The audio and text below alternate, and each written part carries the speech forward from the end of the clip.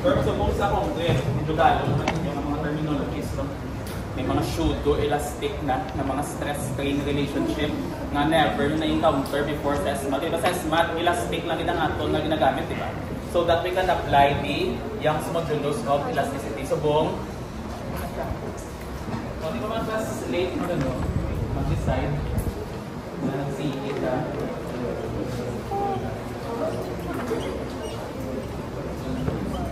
So we have the structural T, 200 by 73 area. Ano mga need na mga section properties dito? Dami. Area,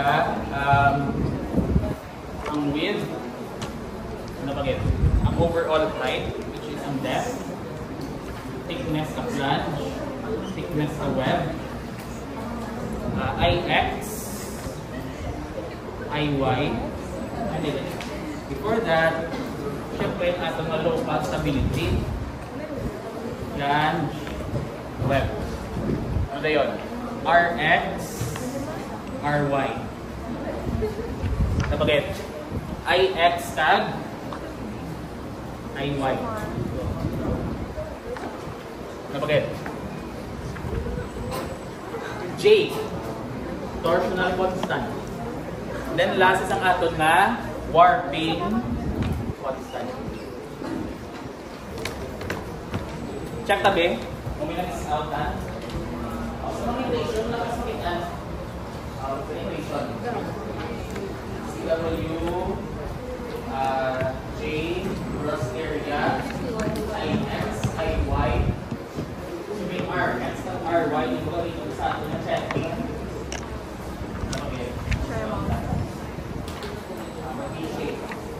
Sa H. Suma sa H. Anong may sabi? Ito lang na. Location sa centroid. Location sa centroid. Ha? Ano na? WT. Structural T. Akan sa universal beam sa pinakapunta niya. Universal beams. Eh di ba ang ato ng mga structural T are cut from universal beams natin? Area, width, depth, thickness of flange, thickness of web. Ang vertical, mid ko class ang CY. Even to ano? Oh, sige be. Area, pila? Pila? 93.4 cm square, which is equal to 9340 square millimeter. With isang flange, 398 mm. Overall depth niya, depth ng white flange siya, ang half. Kila? 197. Thickness ng flange, 18. Thickness ng web, 11. CY. Location sang centroid naton about the measurement niya. Baga ko isa. Masama mo na natin. Alisa, ibatak mo no? CY no? Saka CY. CS at CY. Ang centroid niya. Ano nakabutang? CX or CY? CX ang gamit yan. Dito sa CY. Sa picture sa babaw, ano nang sulat yun? CX. Okay, so meaning, this is the location sa outermost edge nito going to the x-axis. So that is CX. Okay, question. Kung nalit siya kasi CX. Naalit si CX. Kasi masumat sang aton na location sa, wala sa figure, no? Sang shear center, di ba? Need ang aton na location sang centroid sang cross-section. Lato na eh? cm converting to mm, 30.1 mm. Lambda sub f. Or ang aton na ratio sa wave thickness for flange. 11.5. 0.1. Sa web, sila? 17.9. Rx.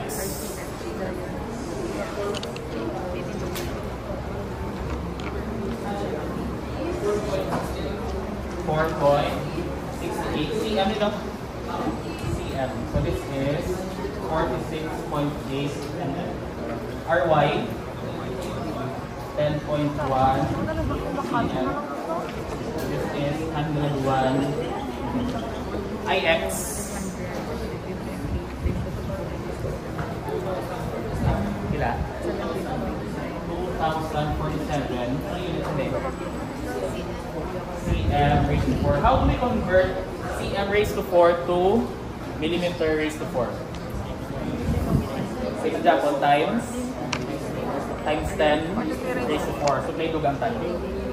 So, this will become 2047 times 10 raised to 4 ml. Tapos diba? Iy. Kila? 9461 cm. Mas na pong iy. Mas na pong iy. Anong iyang orientation? Ito rin sa quadratic. Yun si x. Okay. X tapos ang si. This is 9461 times 10 raised to 4 mm raised to 4. Bilang J? 96.8 cm raised to 4. So this is equal to 96.8 times 10 raised to 4 mm raised to 4. Alin ang namin? Warping constant. CW nakasulat hindi. So warping constant. Ano, wala no? Tinambali lang itong warping constant, no? Bilang ang warping constant? Warping constant. Pagtuling naman, ang parameter. Kaya ka? Kaya ka wala? Wala. Wala sang warping constant?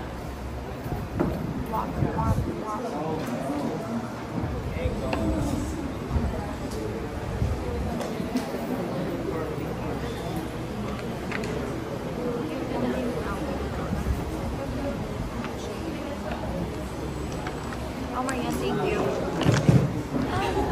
Okay.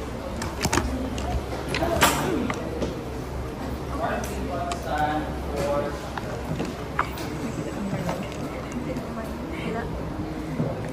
Thanks, sis.